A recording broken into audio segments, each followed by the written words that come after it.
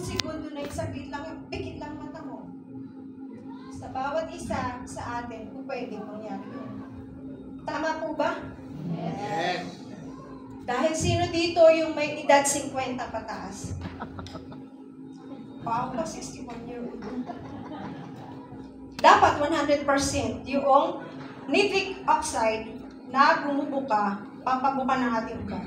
Pero pagka edad 50 pataas, 35%, 15%, so ano mangyayari? Sumasara na yung ugat.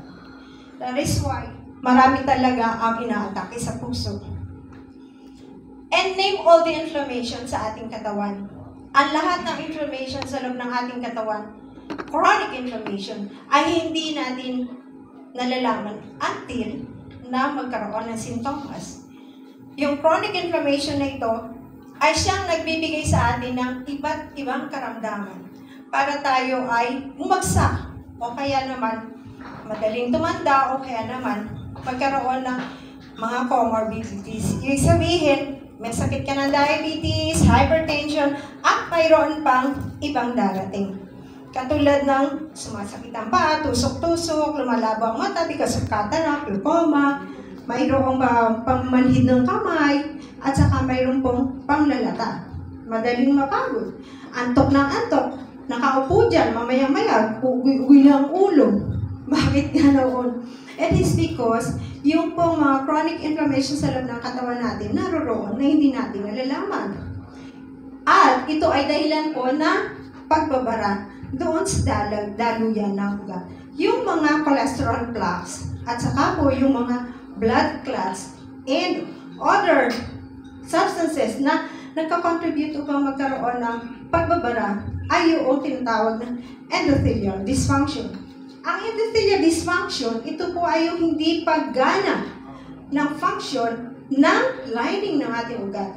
Kasama na po ang muscle doon, which is called the myometrium, na kung saan responsible sa contraction ng ating ugat.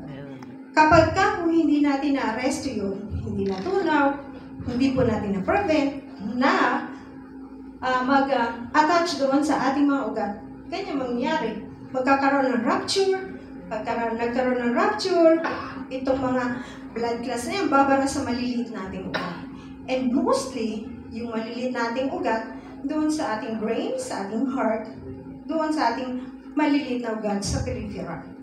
At mangyayari, magkakaroon tayo ng problema later in life. Ang nitric oxide ay na-discover noong 1998, just a review for old and just an information for the new. Sino bang bago? Pakitaas kong kamay. Narinig na po ba ninyo ang nitric oxide? Dito pa lang po. Okay, thank you. Yun po ay yung molecule tinatawag na miracle molecule. Ito po ay na-discover noong 1998 na magagaling na tatlong scientists, US scientists, na ginawa ng mataas na award sa medisina.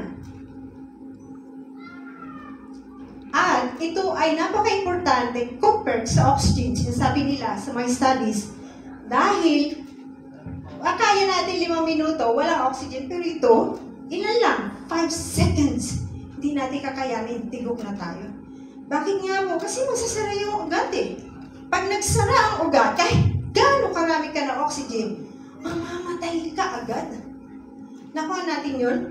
Kahit bombahin mo ng bombahin ang oxygen ng pasyente, kung sara na ugat niya, wala rin mangyayari. Kapag ka ang pasyente inatake sa puso, kahit sa damakmak na oxygen ang ibigay mo, hindi pa rin magkakaroon ng magandang sirkulasyon at hindi masusuplayan yung nabarahan na ugat. Kaya, mas magandang maraming nitric oxide sa body natin to achieve peak performance. Next. Ito po yung sinasabi ko sa inyo, sa loob ng ugat, doon napoproduce ang nitric oxide. Kaya pala, dahil doon sa loob ng ating mga ugat, maraming nitric oxide, kaya kapag tayo'y tumatanda, bumabagsak ang nitric oxide. Ito yung katotohanan. Dahil kapag na-boost ng nitric oxide, nare-reduce ang risk of plaque building up. Ibig sabihin, pinipigilan niya, pinapababa niya ang pagkakaroon ng maraming bara sa ating ugat. Tingnan po natin, ni-stimulate niya, nitric oxide po yun, ni-stimulate niya yung endothelial function.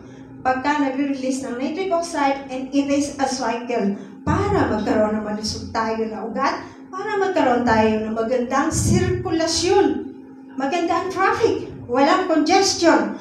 Pagka maganda ang sirkulasyon sa loob ng ating katawan, healthy ang ugat, healthy ang tao, magandang supply ng nutrients sa bawat organs, sa bawat system ng isang tao. And not only that, for the dilatation of blood vessels, it also a signaling molecule for all the system ng body, namely, primarily sa cardiovascular, ibig sabihin cardiovascular from the heart to the other different parts of the body, respiratory, musculoskeletal, cellular, nervous, immune system, gastro, and sexual health. Imagine, nitric oxide plays an important role in all this system. Eh dito tayo nabubuhay. Isa lang dyan, ang mawalan ng nitric oxide supplies, mahihirapan ng isang tao. And from the studies, enter nitric oxide as a miracle signaling molecule, naturally produced in the endothelium, as we have said, but age-dependent level reduction. Short-lived gas. Gas po ito. Halimbawa, meron kayong sunrise, sunset, and night. Sabihin, ito nitric oxide. No, it's the wrong term. Huwag niyo sabihin, ito may nitric oxide kami, kayo wala. Hindi po. Ito po ay nakaka-encourage na mag-produce ng nitric oxide sa loob ng ating katawan. It is because ang nitric oxide is a gas. It is not a liquid, nor solid, nor any other form of molecules or matter, but rather it is a gas. Short-lived, meaning, pagka binigay, mawawala agad. Kaya kailangan sustained. When you say sustained, tuloy-tuloy ang pagbigay mo ng supply. That signals arteries to relax and expand, immune cells to kill bacteria and cancer, added to this antifungal and antiviral. Brain cells to communicate with each other, mabilis ang transport of message from one nerve ending to the other. Endothelial dysfunction predicts the heart disease, and the presence of dysfunction is attributable to deficiency of nitric oxide. So it is really, truly, nitric oxide is very important. It's crucial in our body to be supplied inside and outside. And as shown here, kapag karoon na boost ng nitric oxide ang congested na arteries, ito po ang nangyayari. So, bumubuka. Kapag bumuka, gumaganda ang flow. Rather than this one, maganda ang flow ng red blood cells and other substances inside our body. Napatunayan din po, yung plaque na sinasabi natin, yung bara, kapag binigyan po ng nitric oxide booster, ay bumababa po yung level ng plaque size. Ibig sabihin, natutunaw. Uy, meron pa lang paraan para matunaw ang bara. Di mo ba? Kaya yun ang magandang bagay na lagi sinasabi sa pasyente ko, Dok, para saan po ba yung nireseta nyo? Kasi I do prescribe pang-repair, pang-ayos ng mga nasisirang ugat. And ito nga yung sagot from the outside source, ang Kayani Triangle of Health, the Marie Kayani Triangle of Health, namely the Sunrise, Sunset, and the Nitro family. Ang isang sunrise, let's begin with the sunrise. It is a water-soluble na kung saan ang isang sachet containing 22 superfood. When you say super, napakahalaga, napakaganda. It has increased antioxidative score value. One sachet equivalent na kumain ka ng 6 apples, which is rich in vitamin C, 61 cups of avocado, which is rich in vitamin B, 23 cups of carrots, which is rich in folic acid, which is good contributory for 8% hemoglobin supply. And if we are damaged with the liver, kidney, heart, and other the bone marrow, our hemoglobin or the red blood cells in the body decrease. Kaya nagkakaroon ng anemia yung mga renal patients because kidney is one of the hematopoietic tissue na nagbibigay ng hemoglobin, and folic acid is one of a very good source para ma-increase ang hemoglobin. Once a day, equivalent of 5 servings of fruits and vegetables. So, saan pa tayo? So, kapag binigyan mo si bata, si matanda, na once a day, assured ka, may kinain siyang enough na nutrients. So, that is kaya ni sunrise, stress management, heart health, immune system, joint flexibility, increased energy, digestive health, and brain function. Digestive health. Uminom ka nito ng dalawa, kung hindi ka nadudumi, mamaya pupunta ka ng CR. Napakaganda po. If not, so gawin mo dalawa. For this day, panigurado, punta ka ng CR. Next. And that another is the Payani Sunset, the world's most potent vitamin E, one omega-3s, vitamin D, and vitamin A. Omega-3 has been known to be support to our brain cells because omega-3 fatty acids converted to DHA and EPA, which are very good fatty acids that will reduce neuroinflammation. Good for cognitive function, good for stroke patients, good for memory losses, senile dementia, and so on and so forth regarding the brain function. Our vitamin E is the potent vitamin E of the century, tocotrienol, not tocopherol. It has been said that tocotrienol is the #1 anti-inflammatory agent inside our body once it has reached the tumor cells, concentrated in blood cells in order for these to be suicide. Ibig sabihin, pinapatay, nagpapakamatay sa sarili. Apoptosis, yung angiogenesis, pinipigilan niya. Hindi siya nakakapag-produce ng maraming mga ugat para lumaki lalo ang bukol. Kaya naman, pagka binigyan mo of a certain dose, a correct dose of every case, depending the severity or the size of the bukol, nagdi-decrease yung size. And we will show that later. The vitamin D for the bones, vitamin A for the eyes, good. And you know what? Pagdating sa gabi, napakasarap ng tulog. Kahit anong oras ka matulog, kahit 2 o'clock, 3 o'clock, pag gising mo sa umaga, walang hangover. Hindi masakit ang ulo mo, masarap ang gising mo. And the sunset, healthy heart, maintain cholesterol, reduce inflammation, improve blood sugar, immune system, mental outlook, skin, and hair. So sabing ganon, maintain cholesterol, really, nakakatunaw po ng cholesterol. Kanina, anti-inflammatory, nawawala yung pamamaga ng ating mga ugat and tissues sa loob ng ating katawan at yung mga cholesterol plaques natutunaw. And there were studies na yung cholesterol and the triglycerides bumababa kapag binigyan po nito. Together with the sunrise, of course, and the nitro. And the tocotrienol benefits supports cardiovascular health, supports healthy inflammation response, cognitive function, immune response, bones, skin, and hair. Next. This is what I'm telling you a while ago, that fatty acids, especially omega-3 fatty acids, the fish oil from Guadalajara at Sakay Salmon, are important converted to EPA and DHA, which resolve neuroinflammation. Kaya naman sinasabi, Doktora, pagka ako nakain mo ko niyan, parang ang sarap ng pakiramdam ko. Yung isang pasyente, makakalimutin po ako dati, ngayon hindi na ako makakalimutin. It's because it helps a lot in the brain function. And the next is our Kayani Nitro family, the FX and the Extreme. Difference between the FX and the Extreme. Ang FX po natin, pure, no juice. Wala po ng CoQ10, which helps food convert food to energy. Magnesium, convert carbohydrates, protein, sugars, fats into other forms that will support muscle relaxation and nerve transmission. And zinc, maintain healthy immune system and wound healing. Chromium, which is very good for sugars or diabetes. Niacin, heart health, digestive, and others. And that is Extreme. So, our nitro family, reduce inflammation, increase energy, boost immune system, encourage heart health support, cognitive function. It is because this liquid, when it comes in contact with our buccal mucosa, there are bacteria that will mix with it.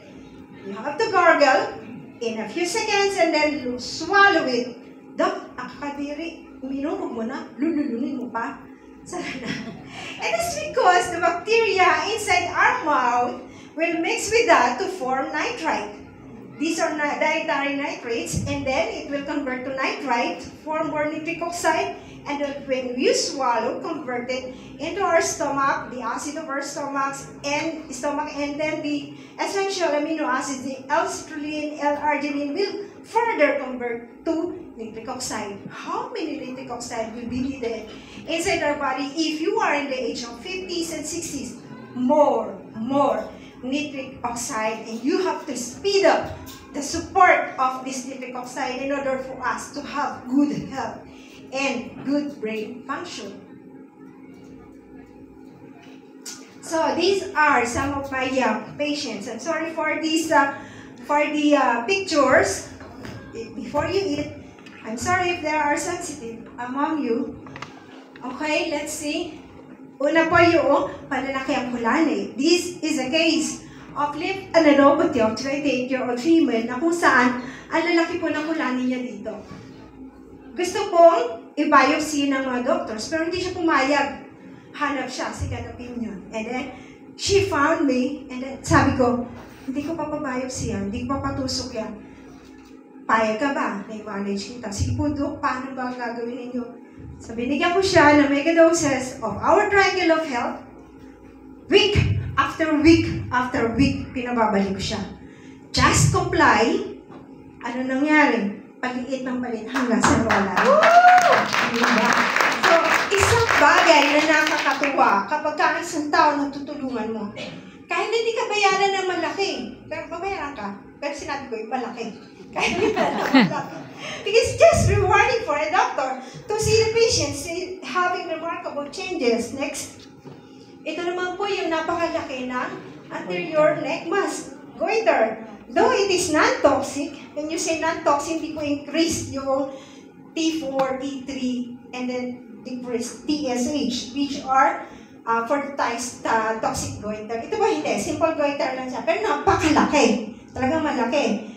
Given medication to Triangle of Health only. And then, dramatically, after a month, tingnan nyo naman. Di ba? Diba tuwa yung pasyente? Maging ako nagugulat nga po eh. That iyon yung nag-increase ng level of confidence of prescribing more at saka tulungan ang mga pasyente ko. In 4 years of using these products, really encouraged me to help more patients. And be bold. Talagang sabihin ko, ano may tutulong ko sa pasyente. And even to my co-doctors. And here, my favorite disease na diabetic patients. They said from this study na ang diabetes daw is a vascular disease. When you say vascular disease, ito ay sakit sa ugat.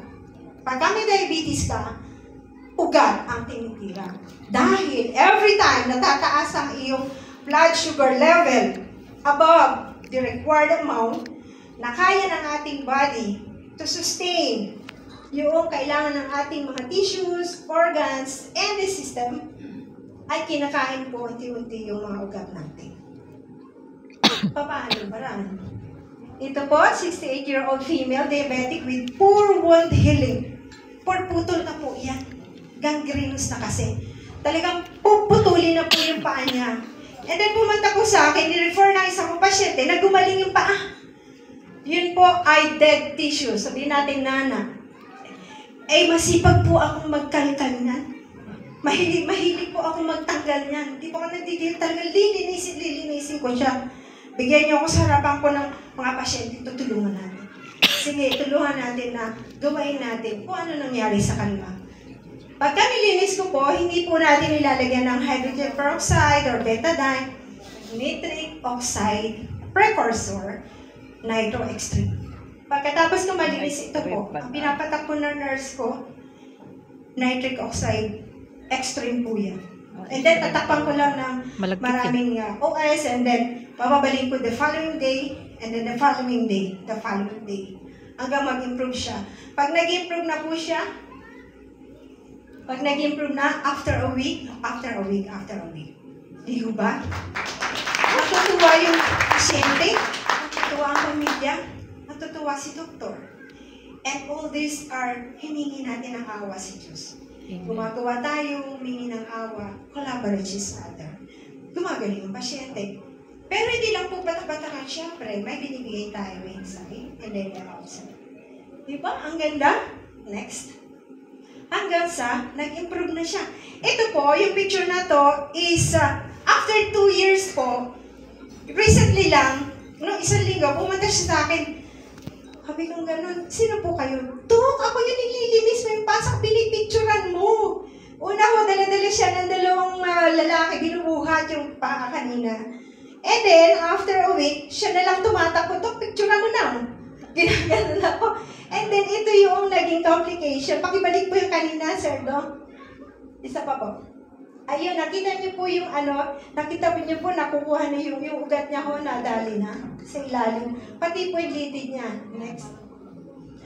Hanggang sa, ayan na po, nagkaroon ng complication na nahila yung kanyang daliri. Sabi niya, ano na nga ho siya kapuso lang. Next. Ito naman po yung 4-1 healing din of the 64-year-old. Tingnan niyo yung mga edad din niya, di ba? Mga edad nila na mababa nitric oxide, diabetic, improved dramatically using Kayami products. Yung po. Next. Ayan na naman, nilinis ko po siya. Araw-araw yan, tinanggal talaga. Purputol na po sila rin, ha? Next. Ayan, gusto ko gano'n, no? Kulay-pula dahil may blood supply na. Imagine yung ating nitric oxide, pag pinatakan mo, bumubuka ang ugat. Pag bumuka ang ugat, maganda yung flow ng nutrients. Next. And then, naging ganyan. Naging ganito. And the last one, ito na po. Wow! Dito ba? Hindi na po patulan si nanay. So, bumalik siya sa kanyang trabaho bilang tindera. Tindera lang po yan. Pero she can comply with the instruction ng doctor. Araw-araw bumibili sila ng gamot. Hanggang sa mag-improve si nanay. Kanina pumunta po siya sa clinic. After a month, sabi ko, every 1 month, titingnan ko po yan, nanay, ha? Opo, doktora. So, regular dosage na lang siya of once a day. Pero nag-start siya ng 2-2-2 of sunrise, 4-4-4 of sunset, and every 4 hours of extreme NFX. Orally. And then yung pinapatak. Pero ngayon, regular na lang siya. 1 sunrise in the morning, 3 cups of sunset in the evening, and 3 times of night extreme. Di po ba? Next. And a 65-year-old male patient, diabetic, wheelchair-borne, no? Dahil kaka-amputate lang ng left foot niya. Sabi niya, siguro po kung nakita ko yung maaga, hindi po naputol yung aking paa. Dahil yung isa niyang paa ngayon, namabaga. Ayun ho, nagkaroon na naman ng sugat. Naka-wheelchair po yan. Ayoko na paputol yung paa ko. Kaya pumunta ako sa inyo. So, binakba ko yan. Nasa loob talaga yung nana. Una, liit lang yan. Pero binakba ko, lang pala sa loob. Hanggang nag-improve siya. So, reset po yung sarado na siya. Thank you. Next. Dapat pala dyan naman. Ay, ito po. Ito yung sinanay yung una ng paa. Sabi niya, mag-video ako, doktora. Ay, sounds po ba tayo niya? Okay na. Next. Sabi niya gano'n yun nga raw, gumaling siya. Ito po, breast cyst, mga breast nodules, marami po kanya. Ito po, Byradwan, benign siya, mga cystic nodules, ganun kalalaki lang. Noong September 28, then pinabalik ko after a month. Normal ultrasound na po. So, 43-year-old next. Ito naman po, bilateral polycystic ovaries, mga PCOS. Ang dami po natin yung PCOS. Makikita kayo matatabang babae, irregular ang menstrual period. Marami siyang tigyawat sa likod at sa mukha. Pag-isip ka, baka PCOS yun. The doctors are giving them of metformin and pills. I don't like that. pure triangle of health lang po ang binibigay ko. And they are showing remarkable improvement like this one. Bilateral, ibig sabihin, magkabilang, ovaries, marami, cystic. Kaya kung hindi siya nagpo-produce, hindi siya nakakapagbigay ng hinog na ng mga ovaries, ng mga cells. Itlog. Next. Ano nangyari? Noong May 19, kanina, next. Ayun sa baba. Transfer council, kasi si hindi makita sa baba. So, nag-normal na po yun. Okay, next. Ito naman po ay yung, sige, lipan mo. Ay, nag-okay na po. Ito po yung 43-year-old female, had weakness for several weeks with generalized body malaise and difficulty in walking. Pinubuhat na po siya. Kaya po ba yung panoorin video? Pinubuhat siya ng 3 tao kasi hindi po siya makalakad. Parang si Kuya Oscar mo. Okay, next. Alam po, dun sa lumakas na siya. Ito kaya. Na video. So, after 2 weeks of medication, the triangle of health, she showed remarkable improvement and regained her energy. Talagang, sabi ko, sige, suntok-suntok po kayo. Suntok-suntok and no more alalay. I do hope some other time mapakita ko sa inyo yung video. Next. So, in other words, as a total, as a summary of all the things that nitric oxide repair, defense, and maintains our body system and immune system. So with all this, napapabilis ang recovery ng pasyente. Dok, bakit ka gumagamit yan? Together with the conventional medicine, together with the conservative management. Meron din po ako nagbigay ng antibiotic, mga anti-inflammatory for pain, together with the triangle of health. Without these products, matagal ang pagaling ng pasyente.